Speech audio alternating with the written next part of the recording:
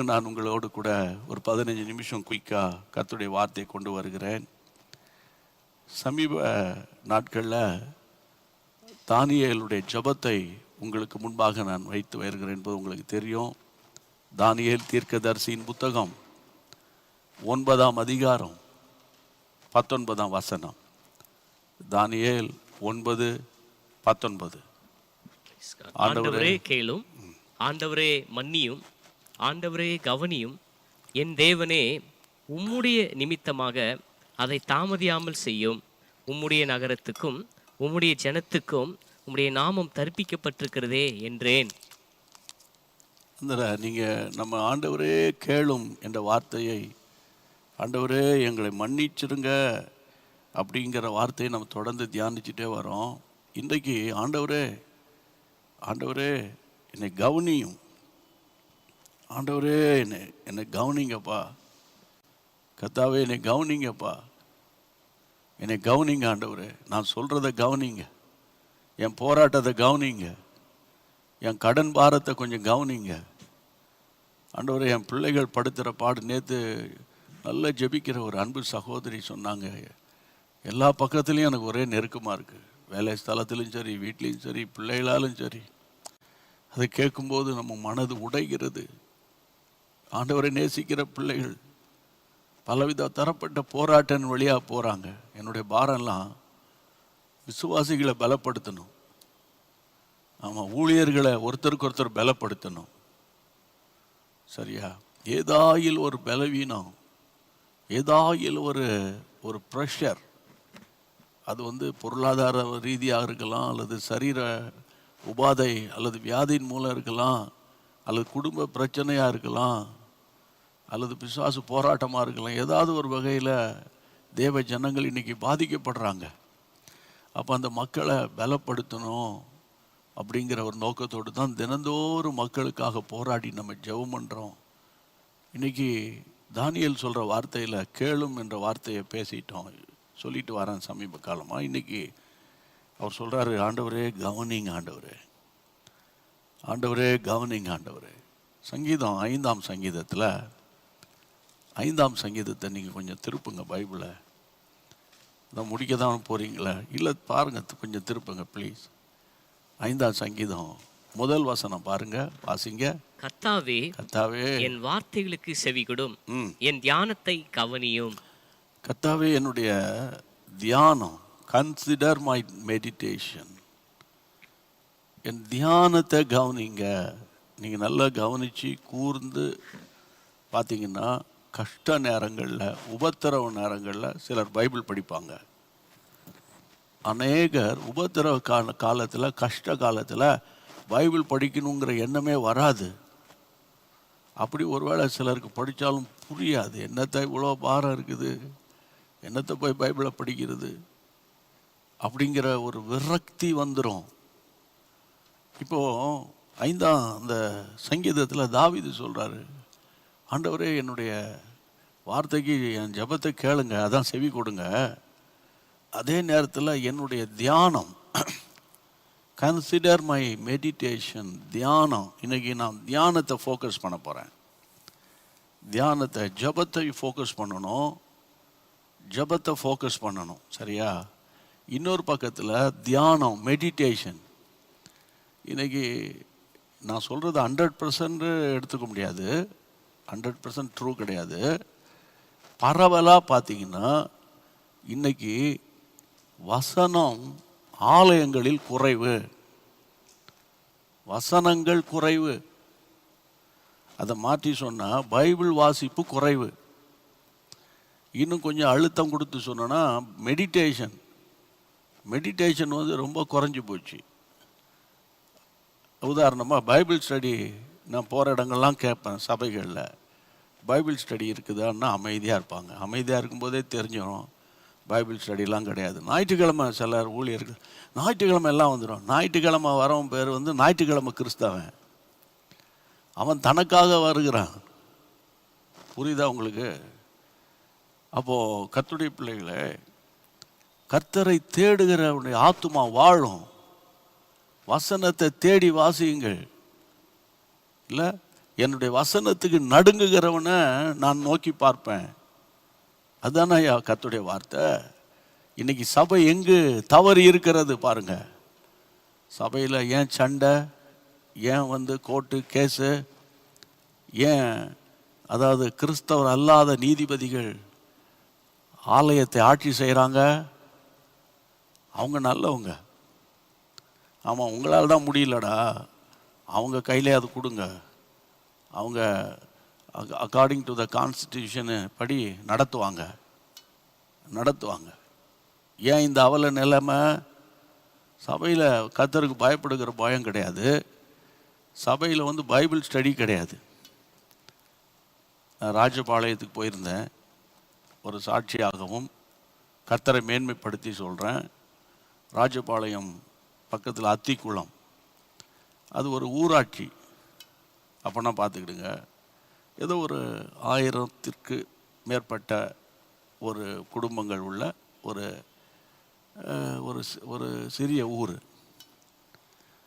அங்கே ஒரு அழகான ஆலயத்தை கட்டி எழுப்பி இருக்கிறாங்க. ஆலயத்தை பார்த்தா பிரமாதமாக இருக்குது, எல்லாம் நல்லா தான் இருக்குது. அதுக்காக கர்த்தருக்கு ஸ்தோத்திரன்னு சொன்னேன். பிரயாசப்பட்டு இவ்வளோ பணம் செலவழித்து நீங்கள் இவ்வளோ ஷார்ட் பீரியடில் கட்டியிருக்கிறீங்கப்பா ஐயா, வெரி குட். சரி, எல்லாம் நல்லா தான் இருக்குது. பைபிள் ஸ்டடி இருக்கான்னு எல்லாருமே சபையார் அமைதியாக இருந்தாங்க. இந்த ஆலயத்தை எதுக்கு கட்டி கொடுத்துருக்காரு ஆண்டவர்? மணி அடித்தா பரலவும் போயிட முடியுமா? அதனால் பைபிள் ஸ்டடி இருக்கணும் சபையில். அது பேர் தான் சபை. நைட் ப்ரேயர் இருக்கணும், அதிகாலை ஜெபம் இருக்கணும் அப்படின்ற மாதிரி நான் அன்போடு ஆலோசனை கொடுத்துட்டு வந்தேன். அடுத்த வாரம் ஐயாக்கிட்ட ஃபோன் பண்ணி எப்படி இருக்கீங்க, ரொம்ப ஆசீர்வாதமாக இருந்தது அப்படின்னு அவருக்கு தேங்க் பண்ணும்போது சொன்னார், ஐயா போன வெள்ளிக்கிழமையே நம்ம கூட்டம் நடந்த அடுத்த வெள்ளிக்கிழமையே நான் பைபிள் ஸ்டடி ஆரம்பிச்சிட்டேன் ஐயா. அப்போஸ்தலர் நடவடிக்கைகள் ஸ்டார்ட் பண்ணிட்டேன் ஐயா. 100 பேருக்கு மேலே வர ஆரம்பிச்சிட்டாங்க ஐயான்னார். பார்த்தீங்களா? இப்போ பள்ளியாடியிலும் சொல்லிட்டு வந்தேன், அங்கே விசாரிக்கணும் ஆரம்பிச்சிருக்காங்களா இல்லையான்னு. நான் சொல்லிட்டு மட்டும் விட்டுற மாட்டோம், ஃபாலோ பண்ணுவோம். ஏன்னா சபை பிஷப்புக்கு சொந்தம் கிடையாது, கமிட்டி மெம்பர்ஸுக்கு சொந்தம் கிடையாது, டயசிஸ் கவுன்சில் மெம்பர்ஸுக்கு சொந்தம் கிடையாது. அது கர்த்தருடைய விலையேற பெற்ற இரத்தத்தினால் விலைக்கரையம் கொடுத்து சம்பாதித்தது தான் சபை. அதனால் இப்போ பைபிள் ஸ்டடி இருந்தால் தான் நீங்கள் ஆவிக்குரிய ஜீவியத்தில் பிசாசை எதிர்த்து நிற்க முடியும். வேர்ட் ஆஃப் காட் உங்களுக்குள்ளே இல்லைன்னா பிசாசு ஈஸியாக உங்களை கவிழ்த்துருவான். அப்போ தேவனுடைய பிள்ளைகளை எப்படி தியானிக்கிறது, வசனத்தை எப்படி தியானிக்கிறது? பாட்டு இப்போ எப்படி பாடணும்னு நான் சொல்லித்தர மாட்டேன். அது நீங்களே ஸ்க்ரீனை பார்த்து பாடிடுவீங்க, யூடியூப்பில் டக்குன்னு பாட்டு தேடி கண்டுபிடிச்சிடுவீங்க, போட்டு பாடுவீங்க. பாட தெரியுமோ இல்லையா, பாட்டு கேட்டுக்கிட்டாவது உட்காந்துட்ருப்பீங்க. ஆமாம், ஆனால் என்னைக்காவது பிரசங்கம் கேட்டு உட்கார்ந்துருக்கிறீங்களா? கர்த்தருடைய பிள்ளைகளே, கடைசி நாட்களில் என்னுடைய வசனமே உன்னை நியாயத்தில் கொண்டு வந்து நிறுத்தும். நான் சொல்கிறதெல்லாம் பைபிள் வசனம்.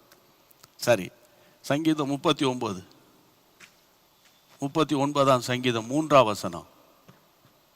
சங்கீதம், இருதயம் எனக்குள்ளே அனல் கொண்டது, என் இருதயம் எனக்குள்ளே அனல் கொண்டது, நான் தியானிக்கையில் அக்கினி மூண்டது, நான் தியானிக்கும் போது அக்கினி மூண்டது, அப்பொழுது என் நாவினால் விண்ணப்பம் செய்தேன். கர்த்தருடைய பிள்ளைகளே, அதாவது முதல்ல இருதயத்தில் அனல், ரெண்டாவது அந்த வசனத்தை படிங்க. தியானம் அக்னியை மூழ்கும்படி செய்கிற தியானம், மெடிடேஷன், அதாவது ஒரு அக்னியை மூழும்படி செய்கிறது. மூன்றாவது ஜபம் பண்ண. உங்கள் ஜபம் ஒரு வலிமையான ஜபமாக, உங்கள் ஜபத்தில் ஒரு தேவனுடைய அக்னி மூழணுமா? உங்கள் ஜபத்தில் அக்னி மூழணுமா?